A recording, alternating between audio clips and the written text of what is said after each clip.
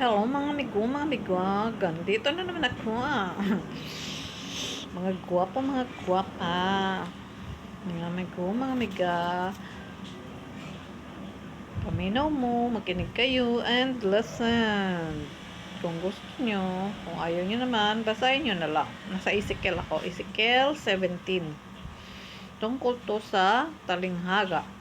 Ang talinghaga ng agila at ang baging. Sinabi sa akin ni Yahweh, tao, bigyan mo ng palaisipan ang Israel para malaman nila na kung si Yahweh ang nagsasalita sa kanila. Ito ang talinghaga. Isang agila ang dumating sa Libano. Mahaba ang pakpak nito at malagong malago ang balahibong iba't ibang kulay. Dumapo ito sa isang punong sedro. Pinutol nito ang pinakamataas na sanga niyong tinangay at itinayo sa lupain at itinanim sa matabang lupa sa tabi ng tubig. Tumubo ito at naging baging na gumagapang sa lupa. Ang mga sanga nito ay nakaturo sa puno at ang ugat ay tumubo ng pailalim. Naging baging nga ito, nagsanga at nagsupling, ngunit may dumating na isa pang malaking agila. Malapad din ang pakpak at malago ang balahibo. Ang mga sanga at ugat ng baging ay humaharap sa agilang ito at pag-aakalay siya'y bibigyan nito ng mas maraming tubig. Ito'y nakatanim sa matabang lupain at sa tabi ng tubig at maaring lumago hanggang maging punong balot ng karangalan. Sabihin mong ipinatatanong ko sa kanila, patuloy kaya itong lalago? Hindi kaya maputol ang mga ugat nito? O mabali ang mga sanga? At dahil dooy malanta ang mga usbong. Hindi na kakailangan ang malakas na tao o ang magtulong-tulong. Nagtulong-tulong ang marami para mabunot pati ugat nito. Ngunit mabuhay pa kaya ito kung ililipat ng taniman, kung magbago ng lugar? Hindi kaya ito mamatay na parang binayo ng malakas na hangin? Ito naman, amen. Ito ang kahulugan ng talinghaga. Babasahin ko na. Nandito rin po sumunod sa 17. Sinabi sa akin ni Yahweh, itanong mo sa mapaghimagsik na bayan ng Israel kung alam nila ang kahulugan ng palaisipang ito. Sabihin mong ang hari ng Babylonia ay lumulusob sa Jerusalem. Binihag nito ang hari roon pati na ang mga pinuno at inuuwi sa Babylonia. Kinuha niya ang isa sa mga pinuno at gumawa sila ng kasunduan at pinanumpang magtatapat dito. Binihag niya ang pamunuan ng lupain para hindi ito makabangon laban sa kanya.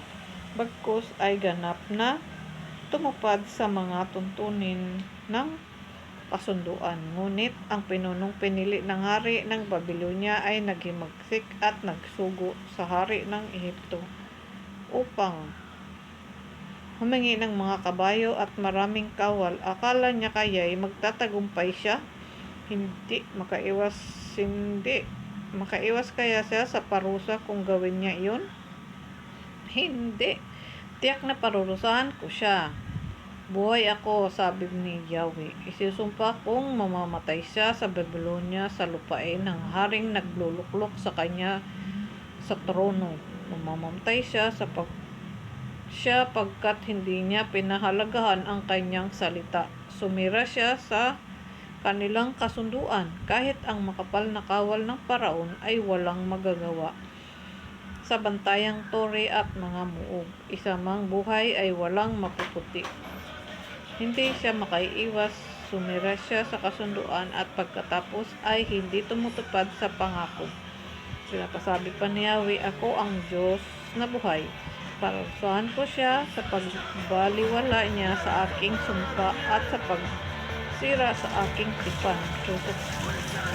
Tutukluban ko siya ng lambat at susuot siya sa kaguluhan. Dadalhin ko siya sa Babylonia upang doon parusahan dahil sa pagtataksil niya sa akin.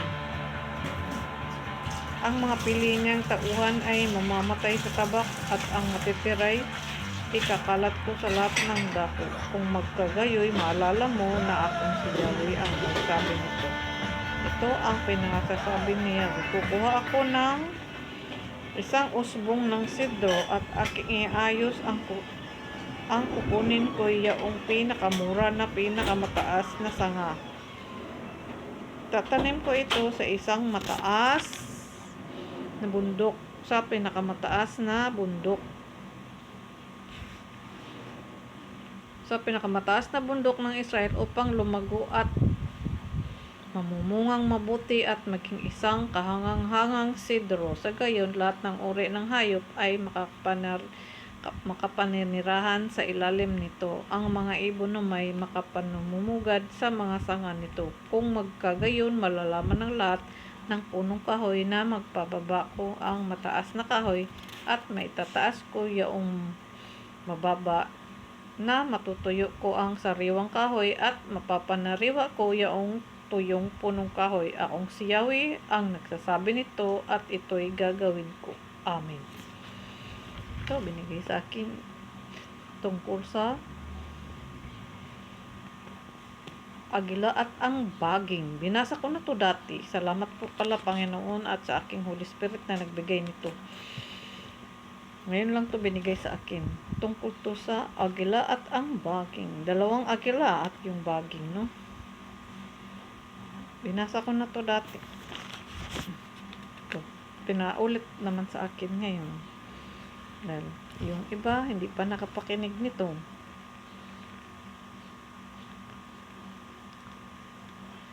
Tingnan mo to dito. Kung magkagayon, malalaman ng lahat ng punong kahoy na mapapababa ko ang mataas na kahoy. Tingnan mo. Kung sa tao to, kaya niyang, yung palalo na, kaya niyang pababain. Dahil yan ang ginagawa niya, pinapababa niya yung masasama na sobra ng sama, pinapababa niya. At itinataas niya ang mababa. Ganyan lang yan. Ito, nakasulat ito. At mapapataas niya ang mababa at mapapalago niya. Katulad nito, mapanariwa ko yaong tuyong punong kahoy akong siyo. Yung natuyo na, tapos dahil wala nga ang dilig, wala nang kaya niyang bubuhayin kung gugustuhin talaga ng Panginoon. At malalaman natin ang tunay na kapangyarihan ng Panginoon. Diba? Kayang-kaya niyang gawin yan kung gusto niya talaga. May tungkol to sa mga talinghaga binigay sa akin. Salamat po sa Panginoon. Ito yung binigay sa akin. Ngayon lamang. Pag matibay ang tinayo mo at hindi ka naging palalo, matibay hanggang sa sukdulan yan. Pero pag palalo ka, bababa ka ng Panginoon. Di ba? Ito namang talinghaga ng agila at baging tungkol to sa dalawang namumuno. Yung isa makukulay, yung isa naman hindi. Di ba? Basahin niyo po to at unawain niyo, mayroon kayong magandang version na magawa dito. Magagandang version, yung mga sobrang talino dyan. Talagang pagwaglag kayo magpalalo dahil pag nagpalalo na kayo ay ibababa talaga kayo ng Panginoon. Ito tungkol to sa nilipat yung isa, pinutol niya yung isa, tapos yung punong sidro pinutol, tapos siyempre tinanim sa isang tubigan, sa tabi ng tubigan. Yung isa naman, yung isang naman agila, tapos yung isa tinanim doon sa yung punong sidro tinanim doon sa yung isang sa tabi lang ng ilog. Saan ba yun? Sa tabi lang. Tapos yung isang agila, tinitingnan niya lang yung isang hindi akala ng niya, didiligin siya pero hindi siya tinutulungan. Hinayaan lang siya. Ayan, lumago siya ng lumago, pero nang naglaon, namatay din yung puno, hindi na nagtagal. Pero yung isa nagpatuloy dahil umugat nga ng malalim. Katulad rin yung ng mga katulad na niyang mga negosyante o kaya mga pag maganda yung pamamalakad mo, maganda talaga yung progress ng husto at kailanman hindi matitinag kasi nga may magandang pundasyon. 'Di ba? May magandang pundasyon, hindi katulad ng yung isang tinanim, umakyat pataas yung tapos doon hindi na siya nadidiligan. Parang mga baging na katulad ng mga putos na pananim, 'di ba? Yung mga ganong pananim natin dito sa pagka kumalat at umakyat sa taas, hindi mo madidilig, hindi nga siya magtatagal, matitigok siya, hindi na siya lalago. Pero pag yung ugat niya nakatanim sa ilalim, kahit mamatay sa uuli, rin, mabubuhay rin siya muli. Katulad dito, nag-react yung spirit ko. Mabubuhay siyang muli kasi nga, may maganda yung pundasyon na kanyang pinagtaniman sa kanya. Kumaga kung business naman, maganda yung pamamalakad niya, yung pakikitungo siya tao, kaya magtatagal talaga siya, hindi siya mamamatay. Pag natutuyo naman, gagawa ng paraan ng Panginoon kung siya talaga mabuti. Kung sa tao yun, kapag mabuti ka, anuhin ka talaga ng Panginoon, tutulungan ka. Itataas niya ang mabababa at ibababa niya ang mga tumataas yung mga palalo. Yun lang yun. Salamat po kung kayo nakikinig. Maraming matalino dyan, alam nila yun. Salamat sa inyo kung kayo nakikinig. Sa ulitin, binasa ko na to dati. Yung sa hindi pa nakapakinig, sana napakinggan nyo to. Tungkol sa baging at sa agila. Yung isang agila ay makulay, yung isang agila ay kulay gray. Yung isa namang baging naka tanim sa tabing ilog pero nag-ugat siya ng malalim, di ba? Tapos yung isa naman nag-ugat nga siya pero ang tubo niya pataas. Tapos hindi siya binigyan ng tubig. Tinitingnan lang siya ng agilang kulay gray. O di, dan kahit lumago siya, bumalik din siya sa parang katulad nga ng pamumuno ng tao o kaya ganito lang din. Yun lang ang aking para sa mga yung halimbawa ko para dito sa binasak na yun. Salamat kung kayo nakikinig sa ulitin, mga miga, gwapo-gwapa kung kayo nakikinig sa ulitin. Ito binigay sa akin ng lambing. Ngayon lamang. At syempre, hindi makalimot manalangin. Tsagaan natin panalanginan ang Panginoon. At syempre, may tao sa puso galing sa ating bukal na budhi. Pabukalin natin ang ating budhi. At ang ayaw kumilala nito ay huwag niyong kilanlin.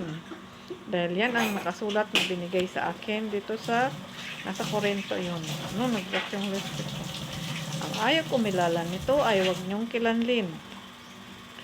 At tandaan natin, ang bawat bansa ay paparusahan ng Panginoon sa takdang panahon. Kung anong ginawa mo sa kapwa mo, yan din ang gagawin sa iyo. Kung anong binigay mo, yan din ang ibibigay sa iyo. Kung anong binigay mo sa bayan mo, sa kapwa bayan mo, yan din ang ibibigay sa iyo. Kung anong ginawa mo sa bayan ng iba, ganyan din ang gagawin sa iyo. Nakasulat din yan, nasa Obadyas. Kaya, tandaan natin yan. Yan ang mga mensaheng binigay sa akin ng Panginoon sa pamamagitan ng aking Holy Spirit. At tinuro niya yung mga mensaheng yun para sa ating lahat. Hindi lang para sa akin, para sa ating lahat. Salamat po sa ulitin, mga amigo, mga amiga. God bless everyone.